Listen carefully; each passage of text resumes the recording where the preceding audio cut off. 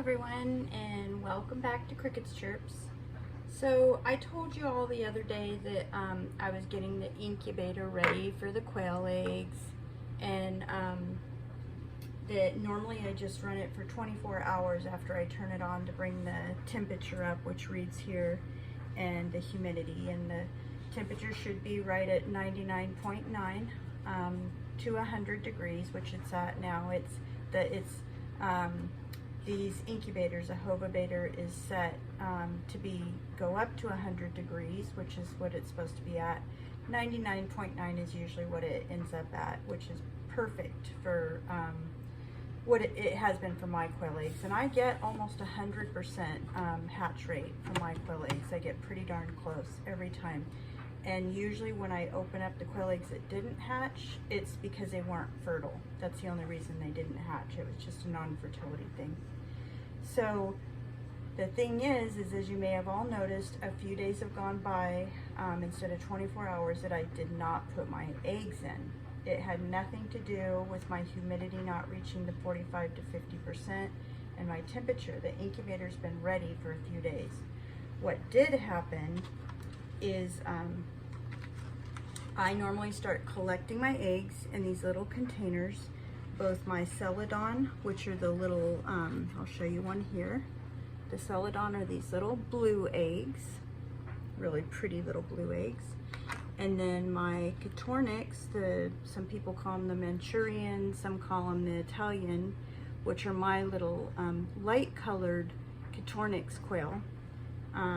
There's several types of Catornix quail. I happen to have the Manchurian or the Italian, pretty little light colored ones. Those are the speckled eggs. Whoops, where'd it go? Right there. So I collect some of each so that I can put them both in the incubator.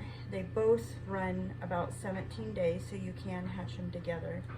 And usually you can save eggs for up to 7 to 10 days before you start losing fertility and they start going bad. I have about 9 hens of the Catornix, Italians, and I'm not even sure how many I have of the celadon. So it doesn't take me too long to get enough eggs to put in the incubator. The problem is when I thought I was all ready after 24 hours to put them in the incubator, what happened was I noticed that there was a possibility that there were no roosters in with my Catornix, which obviously creates a little bit of a problem. I wasn't positive, but I didn't see any obvious breeding activity going on. No signs of the hens missing any feathers from the backs of their necks to the tops of their head, which is a telltale sign.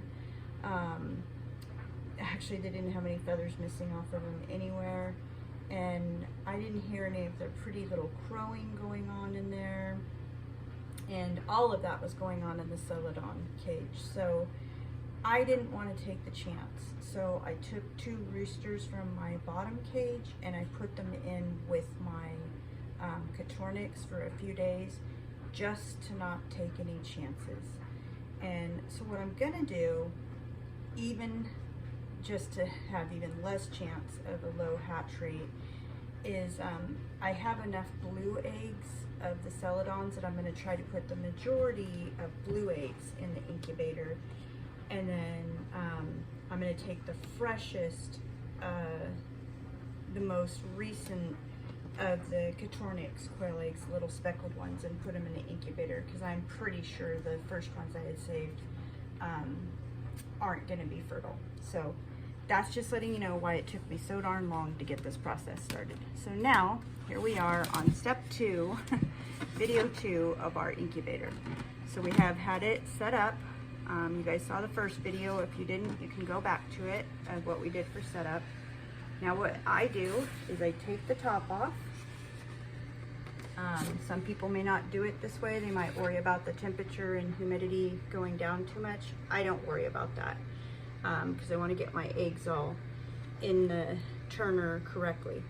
The other thing I should have mentioned is that while they're sitting in these little containers, eggs are, as you all know, oval shaped. They have their what I call the fatter side and the skinnier side, or you could call it belly side up. They should have, or the point, let's call it the pointy side. The pointy side should be down while they're in this container, again, for a minimum of 24 hours. This way, that helps. They're gonna go in the incubator like this too for the whole time that they're going back and forth on the turner for their first 14 days. And like I said, you want that to be for 24 hours before you even put them in the incubator. So they've been sitting like that. So let's start putting them in our incubator in the turner. And again, the pointy side down in your incubator. The other thing, folks, I wanted to let you know, a lot of my eggs were really dirty this time, and you want them to be as clean as possible in your incubator. But if at all possible, you really don't want to wash them. Some people do, and I don't personally really want to take that risk because you're going to knock the bloom off of them, which protects them from bacteria and stuff. So if I don't have to wash them, I don't want to. So the other thing I did is I put a lot of fresh straw in my cages to make sure that my eggs were going to come out of the cage cleaner also. And that was another reason I waited a little longer. So again, we're going to put as many blue eggs of the freshest first. And some of these eggs could have gone over. I don't know what my hatch rate is going to be this time.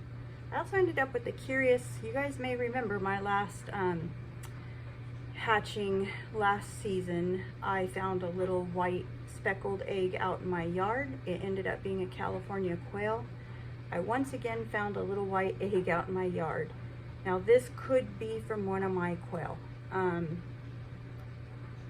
I don't know though, because it is again smaller. It is white, which is odd. So we'll keep our eye on this egg. It's also round, like the other one was last year with the California quail. So I don't even know which way to put it in here, but we'll keep our eye on it. We may end up with another California quail again. The last one sadly didn't survive very long, and I've read that they're hard to keep. They're harder to keep. So we'll see what happens to that little egg. That'd be kind of exciting again. It'd be odd. I haven't even seen any California quail in my yard. But I don't know how one of my quail eggs would have gotten in my yard either. So we'll see. Yeah, I wish these eggs were a lot cleaner, a lot of them, than they are. But I think they'll be okay.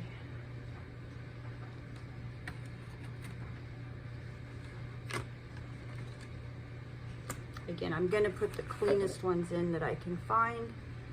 Anything I can do to raise my hatch rate up. This is going to be our first hatch of the year though, so I don't expect the first hatch to be the best one. Usually your fertility rate's lower because they've just started their breeding and you don't know how long they've been breeding. So you don't know how many eggs are fertile. There's just so many things that go into this. We'll see how it goes. I've been really lucky so far with my hatchings. And I have a lot of eggs here. I really don't think I'm going to do well with my Quichornix eggs though. I really don't.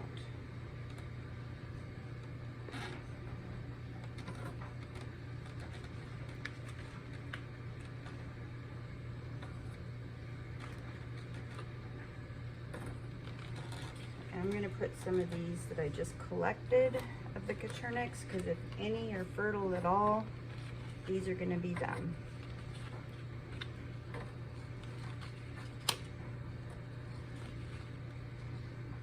And then we'll just wait till next time to hatch some more of them.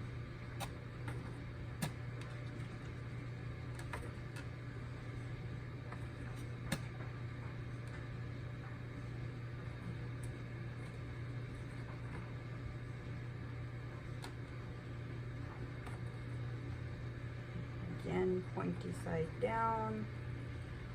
Dang it, I really wish these eggs were cleaner than they are. It's kind of has to do with the time of year too. Still got the rainy season going on. It makes it really hard to keep the cages clean during the rainy season. They have to be cleaned a lot more frequently, and quail are messy birds.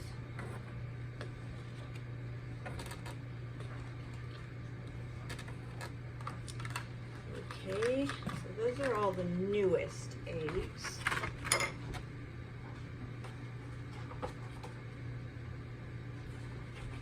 I'm not even sure if the rest of the blue ones are going to be fresh enough, but I am going to put the rest of the blue ones in, and I'm not going to put any more of the Catronics in here. I think that's a blue. Some of them I can't tell. And the Celadon laid some speckled eggs this season, which they didn't do last season. I was kind of curious about that. They were all, excuse me, they were all blue. So probably some of my Celadon eggs are going to get away from me and not go in here, but that's all right. Got lots and lots of eggs. Nice thing is I never have to buy any hatching eggs either. I'm able to hatch all of my own. Very grateful for that. So it looks like that's it, because all the rest of them, I just don't trust that they're fertile, guys. Okay, but that's a lot of eggs. That's 3, 6, 9, 10, 20, 30, 42, 3, 6, 7, 8, 11, 13, 15, 17.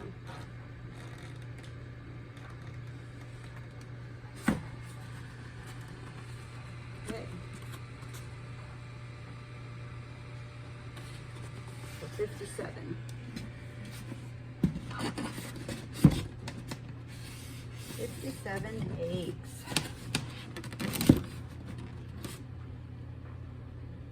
How many babies we get out of there. So we'll write down on the calendar the date today.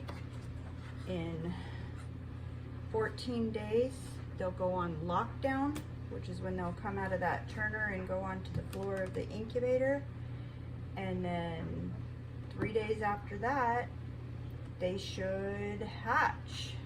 And if you can see, my humidity did come down a little bit, but it'll come back up. It was at about 50%. And I don't know how well you can see that. I'll move my camera over here. But it should come back up to 50%. It's coming right back up. And my temperature should come back up to 99.9% pretty quickly. So that was step 2. And I'll be doing a series of videos, like I said, on this incubator over the next 17 days. So if you have any questions, go ahead and put them in the comments. See you guys later.